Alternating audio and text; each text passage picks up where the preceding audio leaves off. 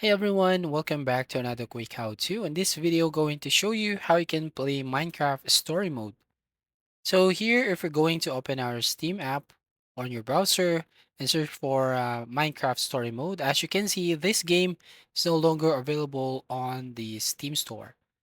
So to basically play this game, the only way to play this Minecraft Story Mode is by buying a physical CD. So if we're going to search for Minecraft Story Mode CD, here you can find different websites where you can buy this Minecraft Story Mode CD version, and you can play it with your Xbox or PlayStation. So basically, if you don't have one, you will not going to play this story mode.